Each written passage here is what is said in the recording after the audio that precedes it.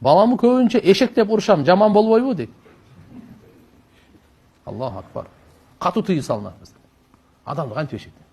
Даже бизде семиз, чанач, кыйшык, чолок, көр, дагы бир балакат.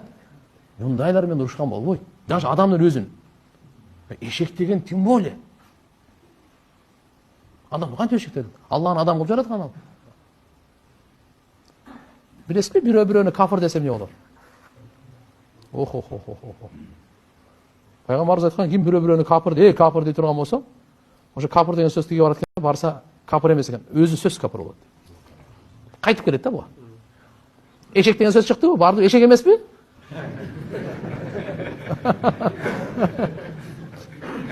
Кичине түшүнүктүү болдубу? Аякка барат. Ал андай болбой калса, өзүң сөзсүз, шексиз болосуң. Эми адатта ушундай сөз көбөйүп кетти да азыр. Бunda жаман сөздөр менен айтышат. Жок. Биздин ислам маданиятында, сүйлөө маданияты. Кандай коюлган. Эмне деген нерселер гана айтылган.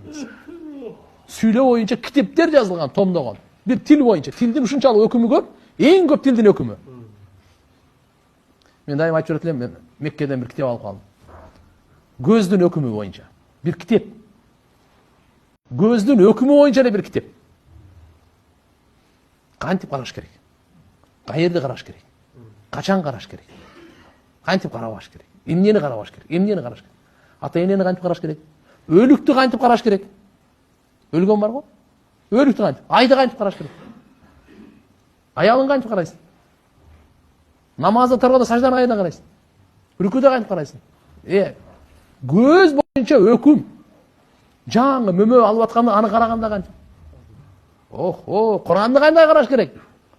Кабырды кандай караш керек? Бирөөнүн айы көрүлүп калды. Кандай кылыш керек? Көзгө тиешелүү өкүмдөр. Ай. Исламдан айланай. Тилдики том. Бу көздүкүнүн бир-бирле өкүмү.